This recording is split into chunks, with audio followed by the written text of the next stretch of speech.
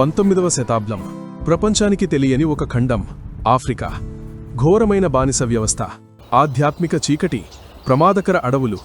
అక్కడికి ఒక వ్యక్తి దేవుని పిలుపుతో అడుగుపెట్టాడు. ఆయన పేరు డేవిడ్ లివింగ్స్టన్. 1813లో స్కాట్లాండ్లో పుట్టిన లివింగ్స్టన్ పేదరికంలో పెరిగాడు. బట్టల కర్మాగారంలో చిన్న వయసులోనే పనిచేస్తూ వచ్చాడు. కాని రాత్రిళ్ళు చదువుకున్నాడు. ఒకరోజు ఆయన దేవుని పిలుపు విన్నాడు. జీవితాలను రక్షించు, సువార్తను అందించు. ఆయన డాక్టర్ అయ్యాడు. అతని జీవిత లక్ష్యం స్పష్టమైంది: ఆఫ్రికాలో మిషనరీ పని చెయ్యాలి అని. 1841లో ఆఫ్రికాకు చేరిన లివింగ్స్టన్ తెలియని అడవులు, భారీ నదులు, విషసర్పాలు, మృగాలు. దారి లేదు, భాష తెలియదు. కాని అతని గుండెల్లో ఒకే మాట: దేవుడు నన్ను పంపాడు. అనేకసార్లు మలేరియా మరియు జ్వరం దాడి చేశాయి. శరీరంలో బలహీనత, అయినా ఆగలేదు.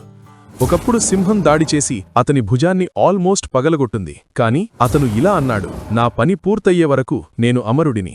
ఆఫ్రికాలో అత్యంత భయంకరమైన విషయం అరబ్ బానిస వ్యాపారం. 1000 వేలాది ఆఫ్రికన్లు గొలుసులతో లాగబడి అమ్మబడుతున్నారు. లివింగ్స్టన్ ఈ దృశ్యాలు చూసి కన్నీళ్లు పెట్టుకున్నాడు.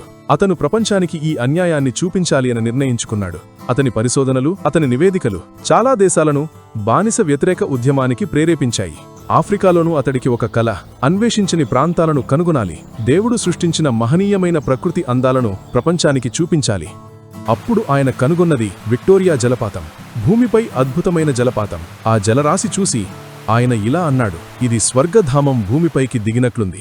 ఒక సమయంలో 6 సంవత్సరాలు లివింగ్స్టన్తో ఎవరూ టచ్లో ఉండలేకపోయారు. అందరూ ఆయన చనిపోయారని అనుకున్నారు. కాని ఆయన అడవుల్లో దేవునితో ఒంటరిగా జీవిస్తూ వ్యాధులను, శ్రమలను విశ్వాసంతో జయిస్తున్నాడు. 1871లో జర్నలిస్ట్ స్టాన్లీ లివింగ్స్టన్ను కనుగొనడానికి ఆఫ్రికా అడవుల్లో వెతికాడు. చివరకు ఇద్దరు కలుసుకున్నప్పుడు ప్రపంచాన్ని కదిలించిన మాట: డాక్టర్ లివింగ్స్టన్, మీరేనా? అంటే అతడు బ్రతికే ఉన్నాడు, దేవుని చేతిలో రక్షణలో. అన్ని సవాళ్లతో అతని శరీరం బలహీనమవుతున్నా అతని ప్రార్థన మాత్రం మీదే: ఆఫ్రికా క్రీస్తును పొందాలి. అతని ఆరోగ్యం చాలా క్షీణించింది. మిషనరీ పని చేస్తూ శరీరం బలహీనపడింది. కాని అతను ఆఫ్రికాను విడిచి వెళ్లడానికే సిద్ధం కాలేదు.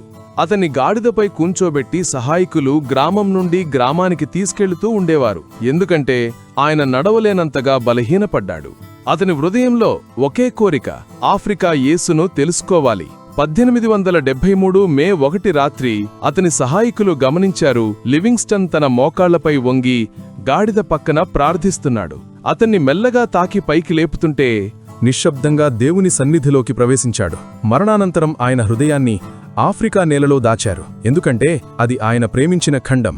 డేవిడ్ లివింగ్స్టన్ జీవితం చెప్తోంది: ప్రేమతో చేసిన సేవ జీవితాలను మార్చగలదు. స్వార్థ కోసం అడుగువేస్తే దేవుడు మార్గం వేస్తాడు. నా పని ముగిసేంతవరకు నేను అమరుడిని. ఈ మాట ఇప్పటికీ ప్రపంచ విశ్వాసాన్ని ప్రేరేపిస్తోంది.